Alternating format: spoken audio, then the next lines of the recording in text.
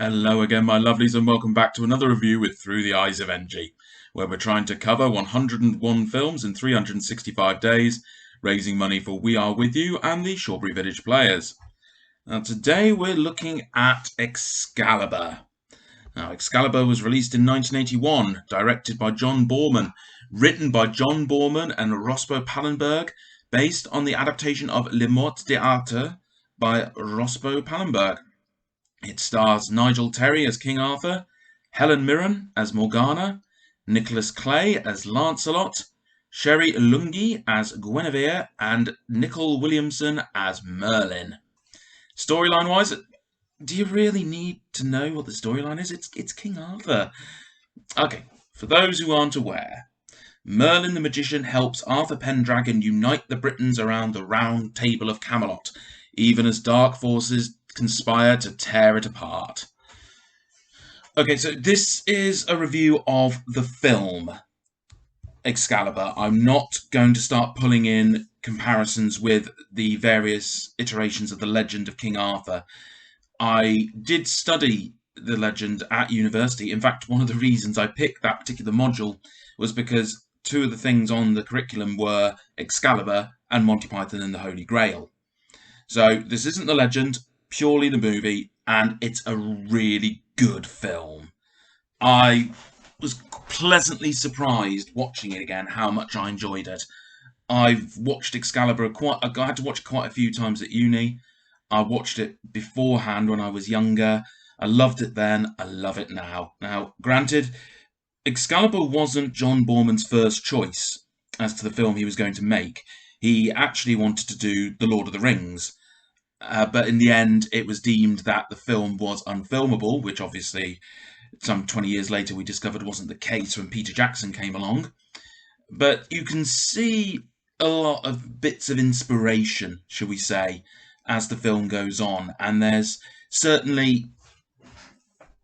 Lord of the Rings is high fantasy. It's really good high fantasy.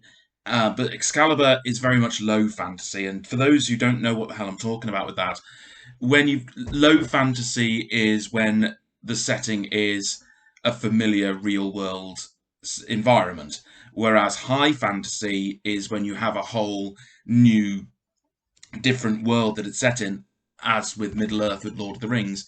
Obviously, this isn't a hard and fast rule, and you will see some crossover in a great many works. Harry Potter, for example, takes place in kind of in the middle, because whilst you would initially think it's low fantasy because it is set in our world, there's also a whole other wizarding world that exists. So there's a bit of a crossover there. And Excalibur, traditionally, you would think a story of King Arthur would be low fantasy, but there are some crossovers into high fantasy. And I wonder whether Boorman wanting to do Lord of the Rings initially might have had something to do with that. So yeah, it's a great film. Another trivia point, there's a trial by combat in the film concerning Guinevere, and the set they used for that was actually the set that Boorman was going to use for Rivendell even. So yeah, really brilliant film. There's the actors across the board are really strong. Nigel Terry does a great job as King Arthur, and he really does change as the film goes on, going from the hapless, bumbling squire to a young man trying to be a king, and then moulding into the king himself, the king of legend, eventually, as he rides once again with his knights. And the other actors in it, we'll get to Nicol Williamson in a minute, but everyone puts in a strong performance, and there's a lot of small roles played by very good, very famous actors. Gabriel Bryan played Uther at the beginning.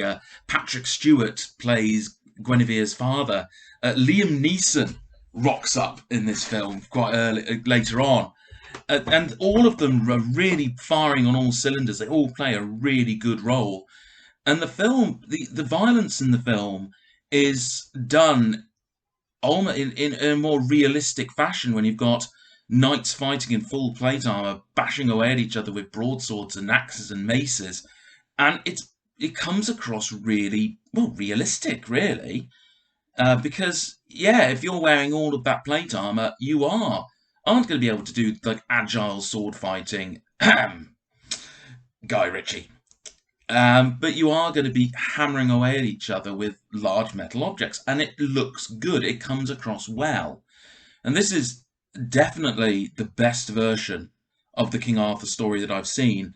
The two more recent ones that I remember was the god-awful Clive Owen King Arthur, which veered violently away from the legend to the point that it didn't really feel like a King Arthur film at all. And the same with the Guy Ritchie adaptation recently, which was Medieval Snatch, for all intents and purposes. It was more Robin Hood, less Arthur. And one of the things that the Guy Ritchie version really stuck with me is the fact that Merlin, it wasn't present. He's hinted at, he's acknowledged that he exists, he just isn't there. And part of me thinks that might be due to the fact that the film was originally to be one of seven. Thankfully, we didn't get all seven, we only had to watch one absolutely awful King Arthur film from Guy Ritchie. But part of it, I still think, is because nobody else wants to put a Merlin on screen because it'll never be Nicol Williamson. And Nicol Williamson steals this film completely, utterly, and totally. As Merlin, he is perfect. Now, one of the reasons I mentioned Boorman wanting to do Lord of the Rings and identifying that there was a little bit of that seemed to feed into King Arthur is watching the film prior to knowing he wanted to do Lord of the Rings. I found myself thinking, if they had made Lord of the Rings in the 80s, then Nicol Williamson would surely have been a shoo-in for Gandalf. And there is something of an element of Gandalf in his performance. He is very whimsical at times. He is a wanderer. He has a grand plan, but he is also very human. He makes mistakes. It is a little strange that Merlin almost seems to decide on a whim whether or not he's all powerful or not. Sometimes he is just giving wise counsel. Sometimes he is appearing to summon lightning bolts out of nowhere and create a great flame at the end of his staff. And then sometimes he's able to influence our dreams and force us to age to death. But Nicol Williamson's voice is what really sells it. His whimsical nature and the way he plays it is brilliant. His voice is perfect, just like it was in Spawn, when he can go from a very conversational, very proper, light-hearted tone to suddenly being a nightmare for others. It's a brilliant performance, and is it worth watching the film just for Nicol Williamson? Yeah, frankly, he's that good in the film. And with Merlin comes some special effects that are required to show off him doing the magic and also various visions later on in the film. And for the time, the special effects are really good. The film is incredibly atmospheric, good uses of darkness and fog and lighting. It all comes together perfectly. So we do move from when we are in the splendour of Camelot and in the presence of the Knights of the Round Table, the film feels lighter and more hopeful. And yet when we are dealing with Morgana and the darker side of the dark forces that are coalescing around Camelot to destroy it, the film feels darker and more menacing. And bloody hell, Mordred is creepy as all hell. And his costume makes him stand out. It's the perfect example of pure on the outside and get rotten within. In fact, the costumes as a whole are also, they're really good. Even the sound design works really well. It's a great film, but it's not perfect. Because you've got two problems with the storyline with Excalibur. The first one is the structure is just all over the place. And it's a really busy film. They're trying to cram in every part of the Arthurian legend. So we've got the drawing of the sword from the stone. We've got to have Guinevere and Lancelot. We've got to have the quest for the Holy Grail. We've got to have the final confrontation with Mordred. And it's a 2-hour, 20-minute film. And it's very admirable. They're trying to cover all these different pieces. But I wonder if the film would have been better if it had had a bit more time to breathe. It's one of the few examples of a time when this is a film that might have benefited from being two parts, which of course wasn't done really at that point in the 80s. I mean, Star Wars was just sequels rather than a multi-part epic like Lord of the Rings was. In fact, with Lord of the Rings, they had to fight for it to be three films rather than, I mean, originally when the idea was pitched to Harvey Weinstein at Miramax, Jackson was told that he should make two films. And it wasn't until he had his meeting with New Line that it became three. But I suspect we'll probably talk about that more when we cover Fellowship of the Ring. But yeah, so it's a very busy film, and in many ways, it is painfully bound to the myth. So the characters which we see on screen, we know that Lancelot is going to have an affair with Guinevere, and his actions prior to that don't reflect that's the path he's taking. He is presented as a very honourable knight who is loyal only to Arthur, and in a way, his sudden love scene with Guinevere feels like it just appears on a dime. And there's a lot of characters like that. I suppose Arthur's probably the only one that isn't constrained as badly, because it makes sense with him drawing the sword from the stone, rising to be king, and then his eventual downfall as he gives up Excalibur when he discovers Guinevere and Lancelot having it on. But yeah, it's a great, atmospheric, beautiful looking film. It's inspiring, it's creepy, it's just a good all-rounder. It's got its faults, but then pretty much everything that isn't Lord of the Rings or Raiders of the Lost Ark have that. And the music totally inspired by The Omen, but the music that builds up towards the end with the final confrontation of with Mordred is just cracking. It's brilliant. Yeah, okay, it's not something to show the young uns, I wouldn't say. I like to think Excalibur is a family film, but there are a couple of moments which are a little much for young eyes, I would suspect. I mean, I'm not a parent. I'm not going to tell you what films to show your children other than Star Wars.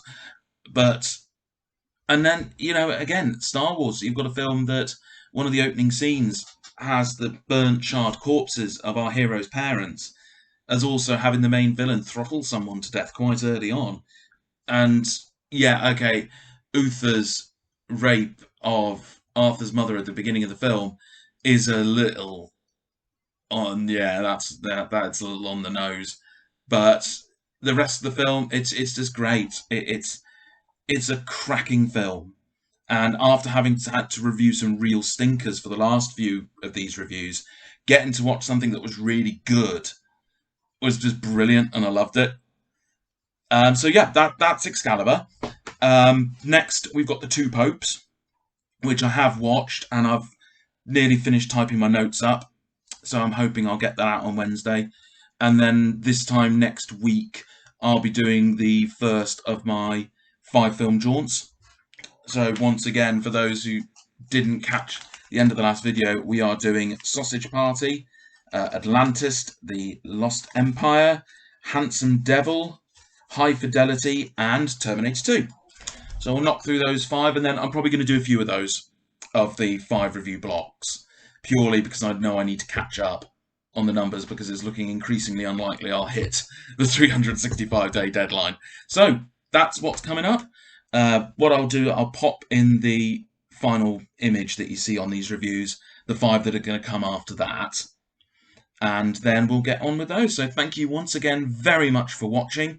You can still donate, there's nothing stopping you, but we have hit the target. In fact, we massively surpassed the target, so that money should be going out within the next week, and I know I've been saying that for about the last 3 weeks, but this time I'm actually going to try and get it done. And we'll just keep blazing through the film. So like the video, subscribe, share it around, let other people know, hopefully, that you're enjoying this, and I will see you next time. Thank you very much for watching.